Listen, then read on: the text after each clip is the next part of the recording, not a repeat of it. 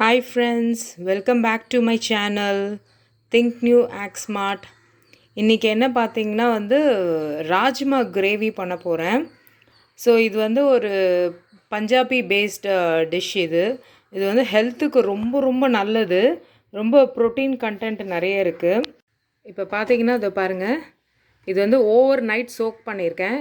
இப்படி உடையணும். இப்போ இதை ஒரு 8 விசில் வைக்கணும். 8-10 விசில் கூட வைக்கலாம். பார்த்தா உங்களுக்கு அது வச்ச பிறகு பார்த்தீங்கன்னா பருப்பு முழுசாக இருக்கும். பட் அமுக்குனா நல்லா நசுங்கும். ஸோ இது ஹைலி ப்ரோட்டீன் கண்டென்ட். இந்த தண்ணியோடையே நான் இப்போ குக்கரில் வேக வைக்க போகிறேன். ரொம்ப டேஸ்ட்டாக இருக்கும். இது நம்ம சப்பாத்தி, பூரி, பரோட்டா, ஜீரா ரைஸ் இல்லை ஜஸ்ட்டு வெறுமனே பாசுமதி ரைஸோடு சாப்பிட்டா கூட ரொம்ப சூப்பராக இருக்கும். ஸோ இது எப்படி செய்யறதுன்னு பார்க்கலாம். இப்போ ஃப்ரெண்ட்ஸ் பார்த்தீங்கன்னா அதை குக்கரில் போட்டுட்டேன். இதில் என்னென்னா இப்போ நான் ஒரு 200 கிராம் போட்டிருக்கேன். நீங்கள் அப்படி கணக்கெடுக்காமல் ஒரு டம்ளர் ஏதோ ஒன்று அளவு வச்சுக்கோங்க. அதுலேருந்து ஒரு 4 தண்ணி ஊற்றுங்க. நீங்கள் ஊற வச்ச தண்ணி அப்படியே ஊற்றிடலாம். இதில் கொஞ்சமாக உப்பு சேர்த்துட்டு நம்ம ப்ரெஷர் பண்ணிட வேண்டியதான். கரெக்டாக ஒரு 8லேருந்து 10. இப்போ இந்த இந்த ராஜ்மாவுக்கு தேவையான உப்பு போடலாம். நிறைய போட வேண்டாம். இதுக்கு தேவையான உப்பு மட்டும் போடுறேன். கல்லுப்பு போட்டு இப்போ ப்ரெஷர் பண்ணிடலாம்.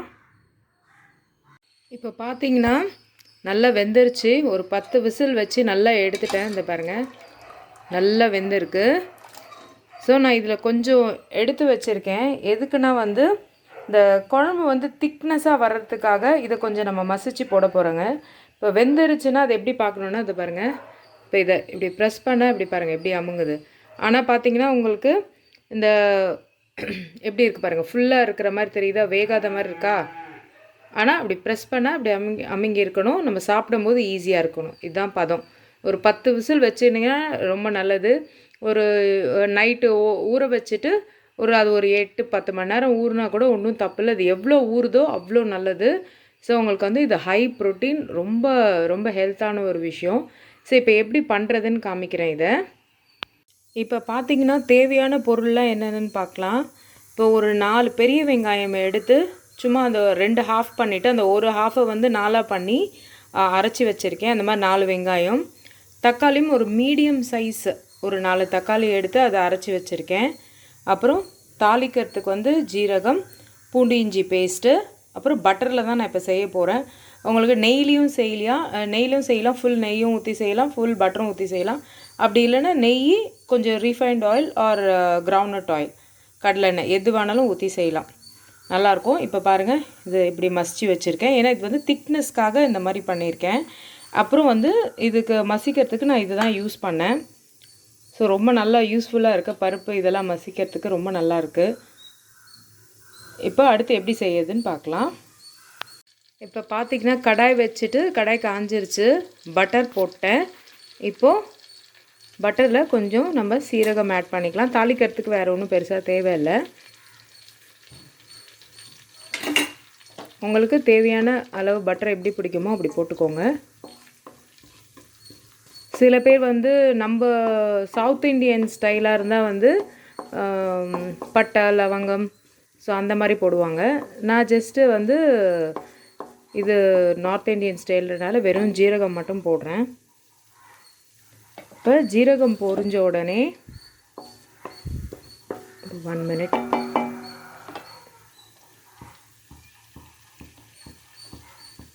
ஜீரகம் பொரிஞ்ச உடனே இந்த வெங்காயத்தை போட்டுடலாம். அரைச்சி வச்சுருக்க வெங்காயத்தை போட்டுடலாம்.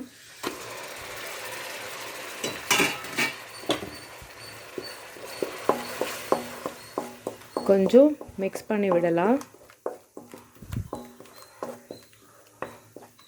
இந்த பச்சை வாசனை போகணும், போகிற வரைக்கும் மிக்ஸ் பண்ணி விடலாம். இப்போ பார்த்தீங்கன்னா வெங்காயம் வதங்கிட்டுருக்கு. கொஞ்சம் நல்லா அந்த ரா ஸ்மெல் போகிற வரைக்கும் வதக்கிட்டு, ஆக்சுவலி நான் ஒரே கையில் பிடிச்சி செய்கிறேன். ஏன்னா என்னோடய கேமரா பர்சன்லாம் ஸ்கூலுக்கு போயிட்டாங்க. ஸோ அதனால் கட் பண்ணி எடுக்கிற மாதிரி இருக்குது.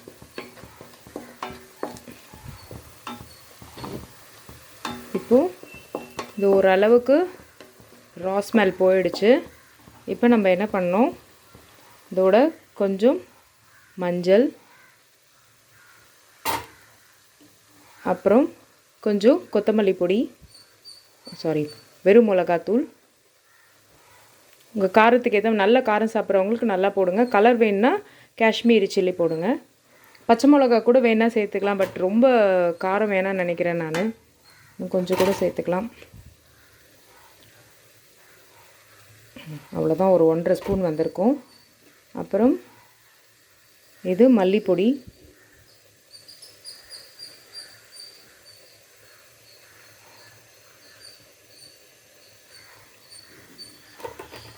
அப்புறம் கொஞ்சம் ஜீரகப்பொடி,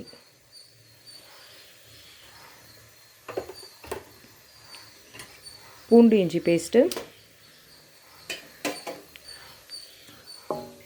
இதை கொஞ்சம் தனியாக அப்படி வதக்கிக்கலாம். பூண்டு இஞ்சி பேஸ்ட்டை ஃபஸ்ட்டே வெங்காயம் போடுறதுக்கு முன்னாடியே இந்த பட்டரில் போட்டு வறுத்தா இன்னும் நல்லாயிருக்கும். ஆக்சுவலி நான் மறந்துட்டேன். இப்போ எல்லாத்தையும் சேர்த்து நல்லா மிக்ஸ் பண்ணலாம்.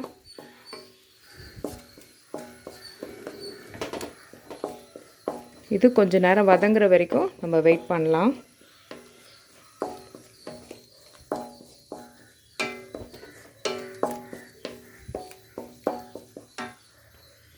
இப்போ இது ஓரளவுக்கு நல்லா வதங்கிருச்சு. இப்போ இந்த ஸ்டேஜில் வந்து நம்ம தக்காளி சேர்த்துக்கலாம். அரைச்ச தக்காளி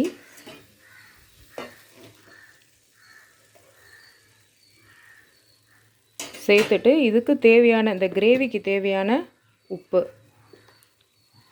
ஆக்சுவலி வந்து இது ராஜ்மா கறி, இந்த கிரேவிக்கு தேவையான உப்பு. இதுக்கு ஒன்றும் பெருசாக தொட்டுக்கலாம் தேவையில்லை. ரைஸு இது வச்சுட்டு ஒரு பப்படமோ ஏதோ ஒன்று வச்சுட்டு சாப்பிட்டா கூட ரொம்ப நல்லாயிருக்கும். தேவையான உப்பு போட்டேன். ராஜ்மாவுக்கு வேக வைக்கும் போதே அதுக்கு தேவையான உப்பு போட்டேன். இது வந்து நம்ம இந்த ரா ஸ்மெல் போகிற வரைக்கும் கொஞ்சம் நம்ம வெயிட் பண்ணலாம்.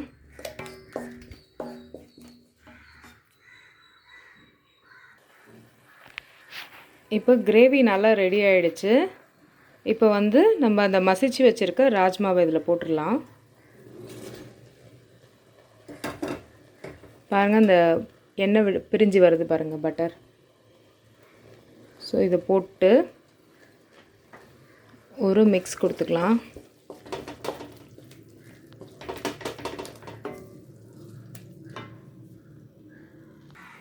அப்புறம் இந்த மிக்ஸி தண்ணி ஊற்றிடலாம். ஜாரை அரைச்சோம்ல வெங்காயம் தக்காளியெல்லாம், அந்த தண்ணியை வேஸ்ட் பண்ண வேணாம், அதை அப்படியே ஊற்றிடலாம். ஊற்றிட்டு ஒரு மிக்ஸ் கொடுத்துடலாம்.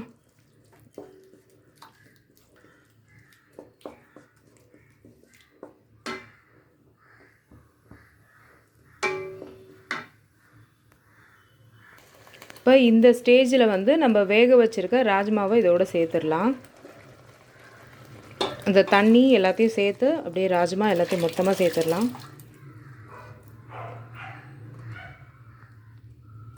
சேர்த்துட்டு இது நம்ம ஒரு 10 நிமிஷம் நல்லா எல்லாமே ஒன்றோட ஒன்று நல்லா பிளெண்ட் ஆகணும். அந்த அளவுக்கு நம்ம மூடி போட்டு நல்லா வேக வைக்கலாம்.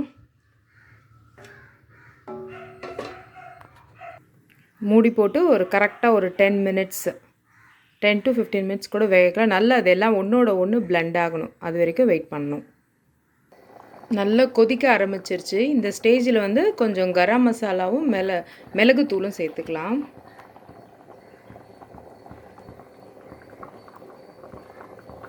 கொஞ்சம் கரம் மசாலா ஒரு ஸ்பூன்,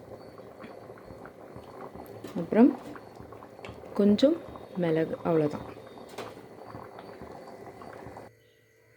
இப்போ பார்த்திங்கன்னா டேஸ்டியான லன்ச் ரெடி ஆகிடுச்சு. ராஜ்மா குழம்பு, அதில் மேலே வந்து கொஞ்சம் பட்டர் போட்டிருக்கேன்.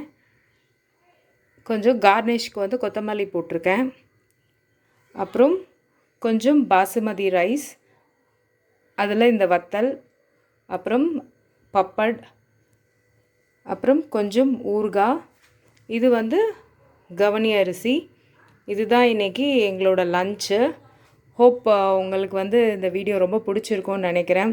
Thanks friends. இப்போ நிறைய பேர் வந்து என்னோடய வியூஸ் நிறைய போகுது, ஆனால் லைக்கு கமெண்ட் கொடுக்க மாட்டேன்றீங்க, சப்ஸ்கிரைப் பண்ணாமே பார்க்குறீங்க. ஸோ ப்ளீஸ் என்னை மோட்டிவேட் பண்ணுங்கள், சப்ஸ்கிரைப் பண்ணுங்கள். இன்னும் நிறைய ரெசிபி நான் போடுறதுக்கு இன்ட்ரெஸ்டடாக இருக்கேன். ஸோ நீங்கள் கொடுக்குற மோட்டிவேஷனில் தான் நான் பண்ணணும். ஸோ ப்ளீஸ் லைக் பண்ணுங்கள், ஷேர் பண்ணுங்கள், கமெண்ட் பண்ணுங்கள். ஆஸ் யூஷுவல் எல்லோரும் சொல்கிற மாதிரி. Love you all. Love you all. Thanks for watching. Thank you.